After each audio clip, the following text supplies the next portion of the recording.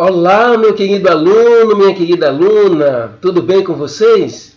Espero que esteja tudo bem com vocês, com o papai, com a mamãe, tio, vovô, enfim, tudo bem com os seus familiares, né? Comigo está tudo bem. Bom, eu sou o professor Antônio Marcos e eu serei este ano professor de ensino religioso aqui nessa escola. Além do ensino religioso, eu também trabalho com a disciplina de História, também sou professor de História. Mas este ano, aqui nesta escola, eu apenas irei trabalhar a disciplina de ensino religioso.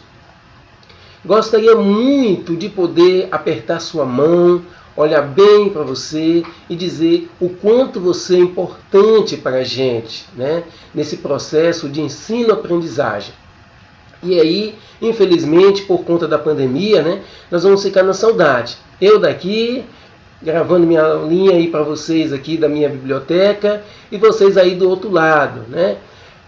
Infelizmente, nós vamos ter que ajustar, né, devido aí à questão da pandemia.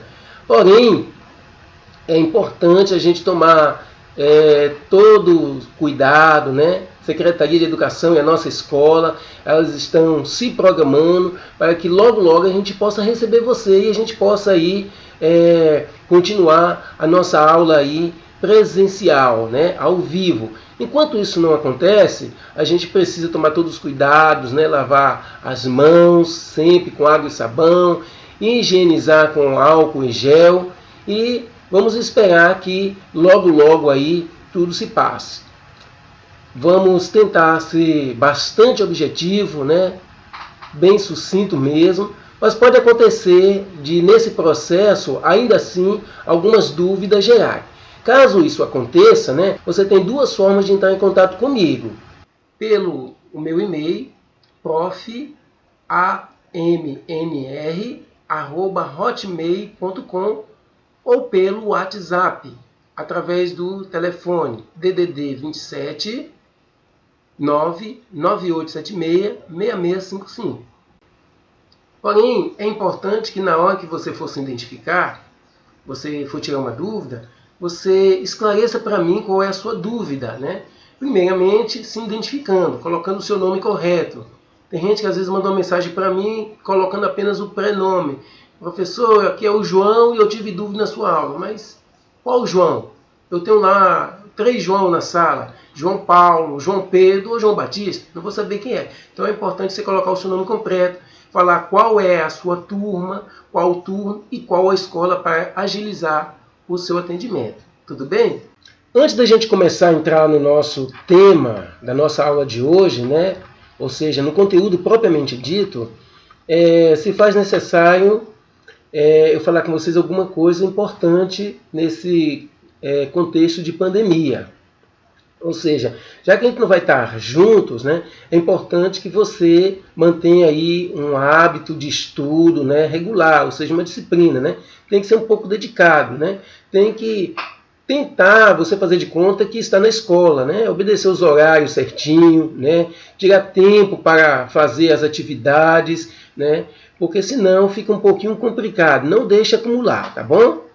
Eu quero falar para vocês agora um pouquinho da importância do ensino religioso na escola. Eu prefiro o termo educação religiosa. A aula de ensino religioso na escola não é falar de religião. Muitas pessoas, às vezes, nem querem assistir às vezes às aulas, porque pensam, o professor vai falar de religião, então aquela coisa toda. Então não é isso, né? Há um equívoco, um erro muito grande, na realidade por parte do Brasil, né?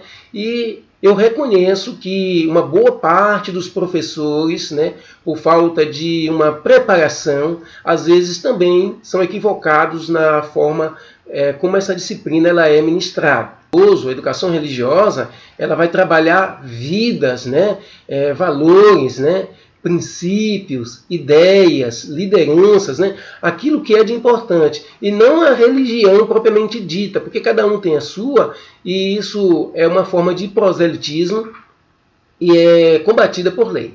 Uma outra coisa que eu preciso esclarecer para vocês é que a educação religiosa ela tem uma importância muito grande histórica, né? Ela é a única disciplina, né? Hoje agora a gente chama de componente curricular, agora com a nova BNCC, mas ela é a única disciplina prevista na Constituição. Deixa eu tentar aqui pegar para vocês, aqui entre os meus livros aqui. Esse aqui é a Carta Magna, né? Tá dando para vocês verem aí, né? A Constituição Federal. Na Constituição, aqui no artigo 210, o primeiro parágrafo diz assim: o ensino religioso de matrícula facultativa constituirá a disciplina dos horários normais das escolas públicas do ensino fundamental. Então, é a única disciplina que você encontra aqui. Desde o início da colonização do Brasil, né, muitas pessoas falam descobrimento, ela foi a primeira disciplina a ser implantada. Começou com os padres, né, os jesuítas, e naquela época o ensino religioso ele era religião mesmo, até porque o objetivo dos padres, né, que foram os nossos primeiros professores, era a catequização, né, ou seja, converter os índios, que eles chamavam de selvagens, ao cristianismo. E aí não tinha lá, por exemplo, ciências, tantas aulas de matemática, história, nada disso, até porque o que eles precisavam aprender? Apenas a ler, escrever, né, fazer conta e aprender uma profissão, ser sapateiro, alfaiate, ou as profissões que tinham naquela época. E o objetivo da educação religiosa, que na época era ensino religioso, é exatamente a catequização. No contexto atual, não. Nós precisamos aprender a conhecer, né? A gente trabalha valores e princípios das tradições, né? Aquilo que é de bom, até para a gente se conhecer, né? Não como a gente nos conhecer se a gente não tiver esse conhecimento. E aí eu quero que você fique bem à vontade, né, nas nossas aulas, para que você entenda que não se trata de uma denominação religiosa, porque isso é crime, é caracterizado, é proselitismo. Nós vamos trabalhar os valores, né, e aquilo que há de bom, de interessante, de importante, naquilo que a gente pode aprender uns com os outros, principalmente a questão do respeito, né, dentro dessa pluralidade religiosa que é o Brasil. Eu quero que vocês observem bem esse videozinho aqui, que eu vou passar para vocês, né, para vocês terem uma ideia. Depois a gente comenta sobre ele. Quem sou eu?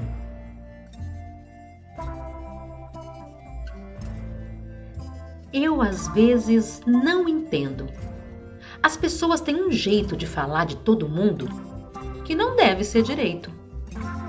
Aí eu fico pensando, isso não está bem. As pessoas são quem são ou são o que elas têm? Eu queria que comigo fosse tudo diferente. Se alguém pensasse em mim, soubesse que eu sou gente. Falasse do que eu penso, lembrasse do que eu falo, pensasse no que eu faço, soubesse por que me calo. Porque eu não sou o que eu visto. Eu sou do jeito que estou. Não sou também o que eu tenho. Eu sou mesmo quem eu sou.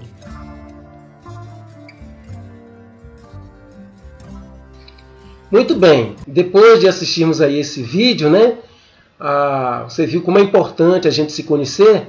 Vamos então para o nosso conteúdo, para o tema da nossa aula propriamente dita. Vamos começar então? Bem-vindo à nossa primeira aula. Muito bem, o tema da nossa aula é História cíclica e linear das tradições religiosas. Nós vamos conhecer a visão cíclica e linear da história presente nos mitos e nas tradições religiosas do Ocidente e do Oriente, e analisar princípios e orientações para o cuidado da vida nas diversas tradições religiosas. Ao longo da história, as diferentes explicações para a origem do ser humano e do mundo se configuraram em mitos, o que contribuiu para que se compreendesse um pouco mais sua relação com o meio ambiente, com os outros, consigo mesmo e com o transcendente. De maneira geral, as tradições religiosas das mais diversas culturas têm estreita conexão com os mitos, e sua compreensão do tempo se relaciona com o mundo, como seus seguidores explicam os eventos observados no mundo. Fundamentado nesse entendimento, cada povo compreende a passagem do tempo de maneira cíclica ou linear. A visão cíclica está intimamente ligada às tradições religiosas politeístas e panteístas. Nessas tradições, a história é concebida como ciclos encadeados e alternados. Portanto, trata-se de um movimento circular contínuo em que as coisas chegam ao fim para recomeçar. Por outro lado, nas tradições religiosas monoteístas, principalmente na cultura ocidental, com influência judaico-cristã, o tempo é visto de maneira linear.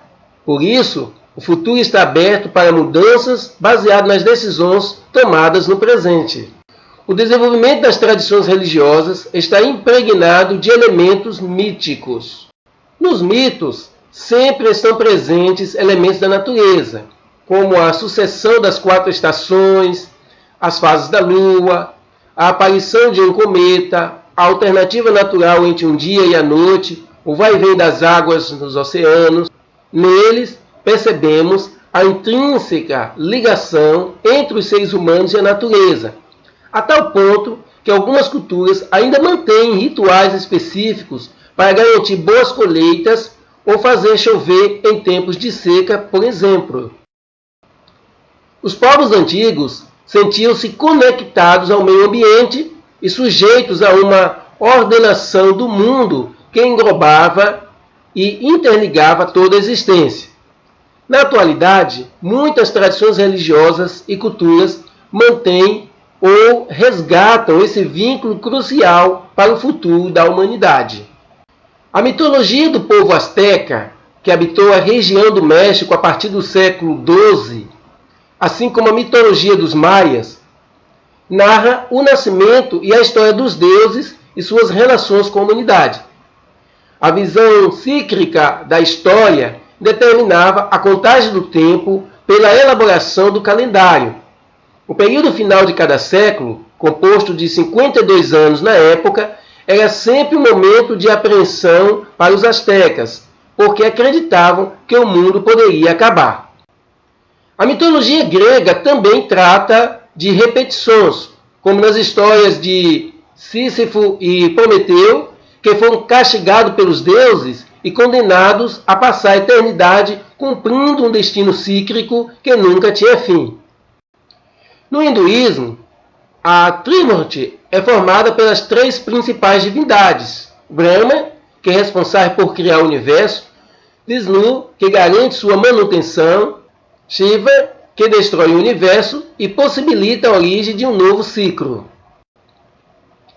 Para essa tradição, existe o ideal de que tudo que é criado deve evoluir, manter-se e, de alguma forma, acabar.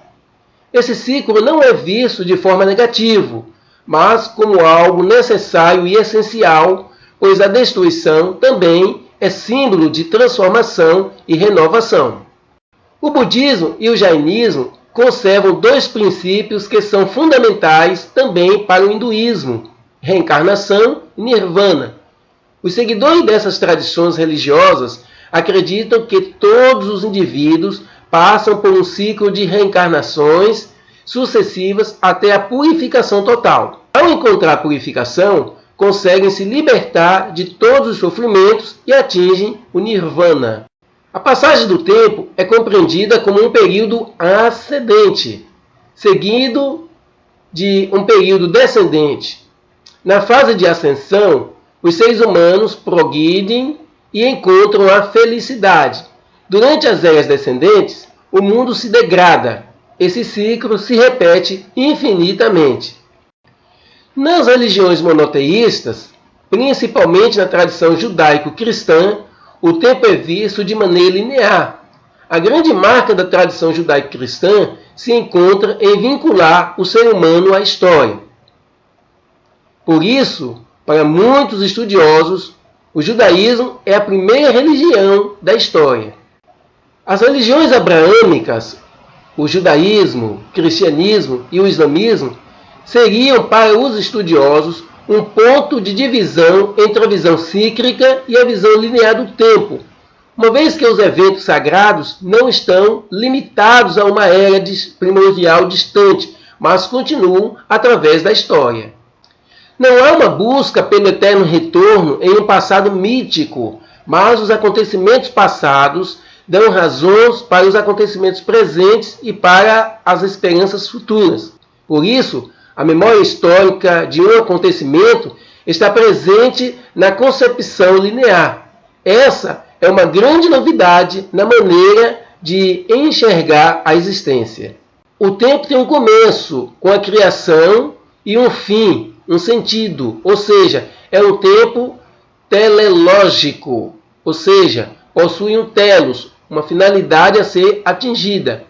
O tempo, visto sob essa ótica, permite uma imensidão de possibilidades e de significados.